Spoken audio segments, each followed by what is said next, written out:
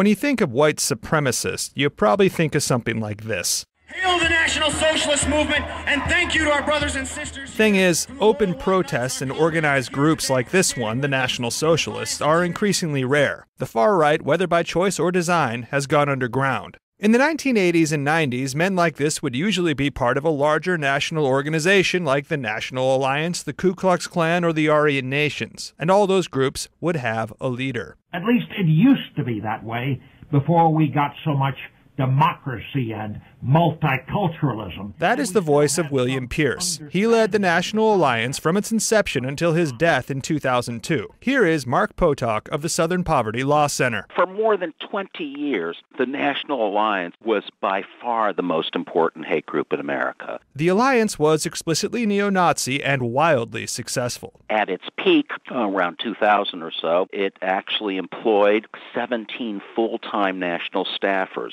It had something like 1,400 members, and it was bringing in over $1 million a year. Pierce was the intellectual leader of America's racist right. He was a man who did not build bombs, but who built bombers. He was the author of the novel The Turner Diaries, widely believed to have inspired Timothy McVeigh's 1995 bombing in Oklahoma City. It's worth knowing the National Alliance has produced a very large number of terrorists. But the National Alliance's heyday ended abruptly when Pierce died of cancer and passed leadership onto one Eric Gliebe. Gliebe, a former amateur boxer under the name the Aryan Barbarian, proved a less than worthy successor. Gliebe is uncharismatic, a terrible manager. He married a woman who had been a stripper, and in many other ways alienated his membership.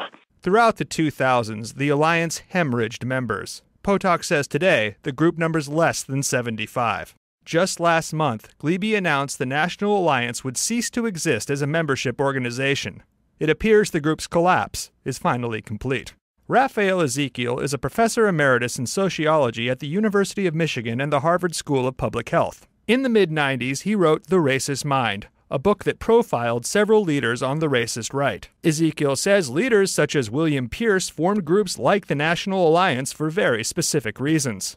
Their goal is the same as any other politician, which is attention. Once the leader is gone, the group usually is as well. Without the leader, the group doesn't exist. Many of the major white power organizations like the National Alliance have collapsed in a very similar manner over the last decade. Here is Mark Potok. We've seen over the last 10 or 15 years the decapitation of the largest and best-led groups around the country. But not everyone thinks that's bad for the white power movement. Raphael Ezekiel told me there was one white power leader who was the most competent and most dangerous of them all, Tom Metzger. We don't have rallies.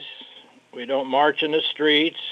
We don't wave flags around. I spoke to Metzger about the collapse of the major white power groups in America. Nobody can trust any membership organization in this country, no matter what it is. Metzger was once leader of the White Aryan Resistance, one of the most prominent such groups in the country.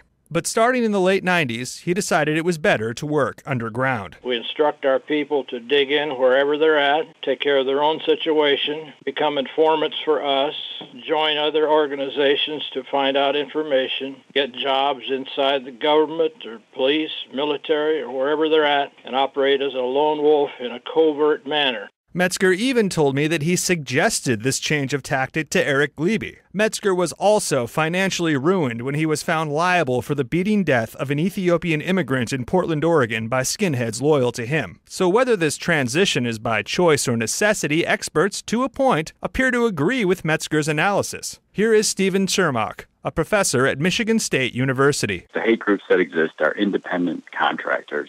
Mark Potok agrees too, but says there are still many people involved in the white supremacist movement, especially since the election of Barack Obama, and a lack of leadership can make them even more dangerous. Leaders who are effective within this movement tend to hold their members back from actually going out and committing mass murders. Tom Metzger even told me he does not even know who most of his allies are, but that they are out there. Mark Potok says we must be aware. We're we're at a very dangerous moment.